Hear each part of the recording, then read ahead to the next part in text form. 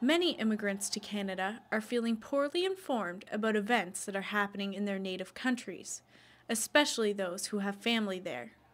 There are at least 26,000 immigrants in New Brunswick. May Elbaz is a UNB student from Egypt. Her mother lives alone there. She says that the lack of informed international reporters sending coverage to Canada added to her worry. I was really scared. I thought that one day they might do that to her. They might get in, kill her or something. May keeps in touch with her mother through Skype. She says that a few weeks ago, when all forms of communication were disconnected in the country, she had no idea what was going on. She says the Canadian media didn't have enough coverage. Many media analysts are concerned that cutbacks mean that Canadians are missing out on major stories from overseas. Another concern is that these stories only have a European or American standpoint. Because he's part of the story. Exactly.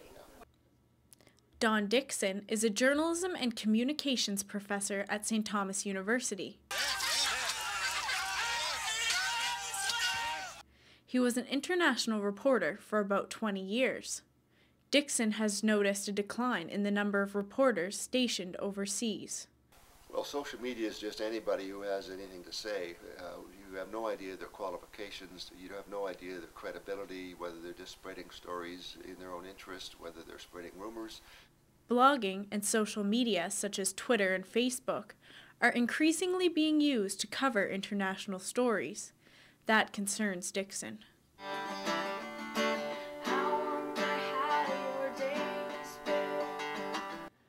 Cuts to foreign reporters are also causing frustration among journalism students like Inda Indar. She wants to be a foreign correspondent. She is one of approximately 100 English-speaking journalism students in New Brunswick. I don't want to be a journalist with hopes of traveling the world and then you get in there and you're just like working in an office analyzing political situations from one place and not, actually being there and experiencing the action. And it's just like, I wanted to be a journalist because I want to travel the world. I want to see what's going on around the world. And what's the point of being a journalist if the chances of doing that is not there anymore?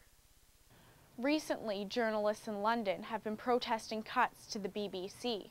Since the late 80s, newspapers like the Toronto Star and the Globe and Mail have cut over half of their foreign bureaus.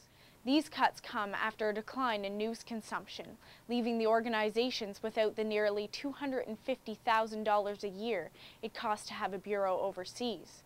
For Stu Journalism, I'm Jen Bishop.